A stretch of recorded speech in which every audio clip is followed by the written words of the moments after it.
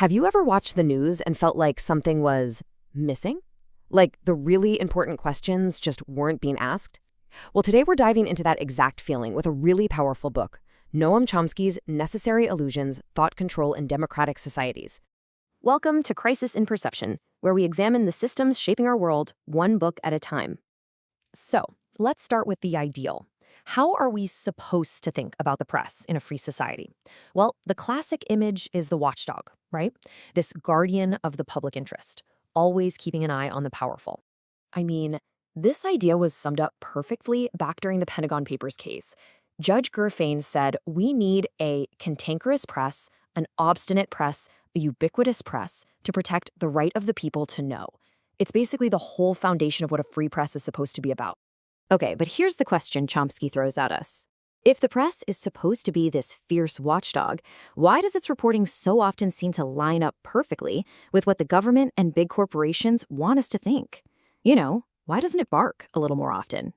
Well, Chomsky's answer to that puzzle is a concept he calls necessary illusions.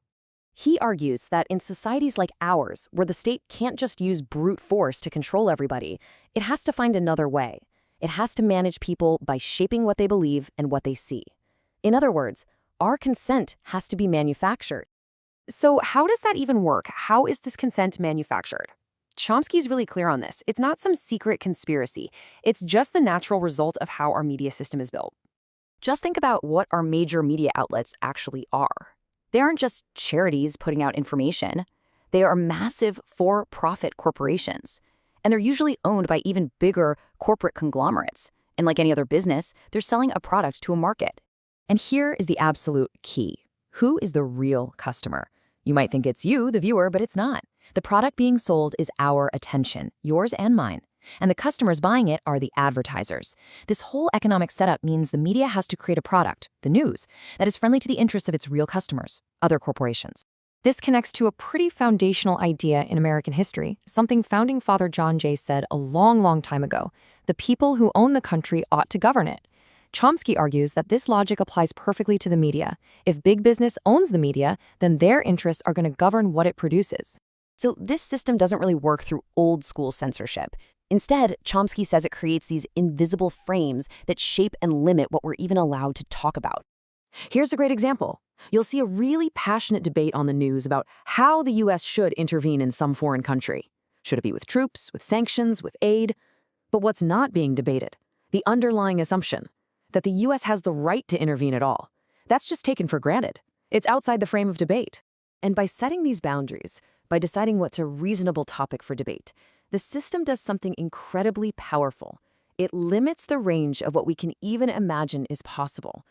You see, the most effective form of control isn't telling you what to think. It's shaping the boundaries of what you're able to think about in the first place. Okay, so what's the takeaway here? What does this all mean for us? Well, it really offers us a completely different way to see the news and the world.